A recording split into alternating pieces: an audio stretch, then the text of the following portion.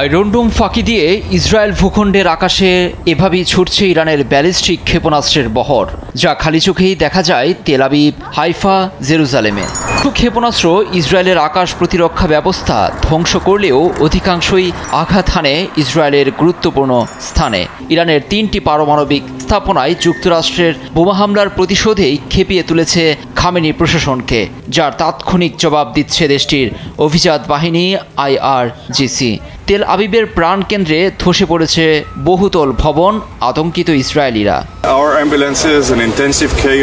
এটা ইসরায়েলের কেন্দ্রস্থল। আমার পেছনের ভবনের কমপ্লেক্সের ঠিক ভেতরে ক্ষেপণাস্ত্র আছড়ে পড়েছে। আহতদের হাসপাতালে পাঠানো হয়েছে। ইরানের দাবি, তারা ১৫০০ কেজির ওয়ারহেড বহনে সক্ষম ক্ষেপণাস্ত্র হামলা চালিয়েছে, যার নাম খুররাম শাহ 4। ইরানের ব্যালিস্টিক ক্ষেপণাস্ত্র বহরের মধ্যে সবচেয়ে ভারী ক্ষেপণাস্ত্রের একটি।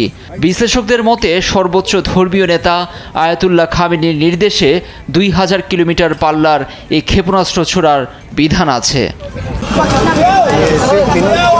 যুক্তরাষ্ট্র পারমাণবিক কর্মসূচিতে হামলার জবাবে হরমুজ প্রণালী বন্ধের হুমকি দিয়েছে ইরান। এছাড়াও এই ঘটনার জন্য আজীবন ও চিরস্থায়ী যন্ত্রণা ভোগ করতে হবে ইসরায়েল ও যুক্তরাষ্ট্রকে। তবে পাল্টা পশ্চিম ইরানে বিমান হামলার দাবি করেছে IDF। হামলার পর প্রথমবার রোববার ইস্তাম্বুলে সংবাদ সম্মেলনে এসে ইরানের পররাষ্ট্রমন্ত্রী আব্বাস আরাগচি বলেছেন, এর জন্য যুক্তরাষ্ট্রকে পরিণতি ভোগ করতে হবে।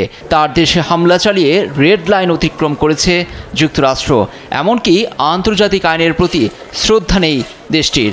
সংবাদ সম্মেলনে আব্বাস আরাগচি আরও দাবি করেছেন, পারমাণবিক স্থাপনায় অবৈধভাবে হামলা চালিয়ে যুদ্ধ উস্কে দিয়েছে ওয়াশিংটন। ইসরায়েলের তেল আবিব থেকে প্রায় ২০ কিলোমিটার দক্ষিণে অবস্থিত এই শহরটিতে ইসরায়েলের একটি জৈব গবেষণা কেন্দ্রকে ইরানি হামলার টার্গেট করা হয়েছে। এই গবেষণা কেন্দ্রটি ইসরায়েলের সামরিক গবেষণার জন্য বেশ গুরুত্বপূর্ণ এবং জৈবিক ও রাসায়নিক অস্ত্র নিয়ে কাজ করার জন্য পরিচিত বলে দাবি করা হচ্ছে। ইরান এই জৈব গবেষণা কেন্দ্রটিতে হামলা চালিয়েছে বলে IRGCর বরাতে জানিয়েছে সিনহুয়া, টাইমস অফ ইসরায়েল সহ আরও বেশ কয়েকটি গণমাধ্যম।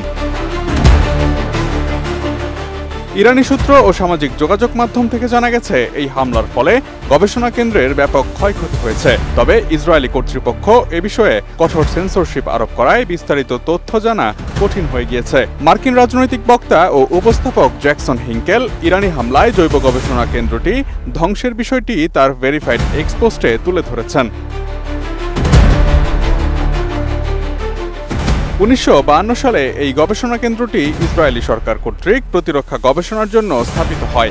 ইসরায়েলি প্রতিরক্ষা বাহিনী IDF এর অধীনে কাজ করে এটি। আনুষ্ঠানিকভাবে এটি ইসরায়েলের ইনস্টিটিউট ফর বায়োলজিক্যাল রিসার্চ বা IIBR নামে পরিচিত।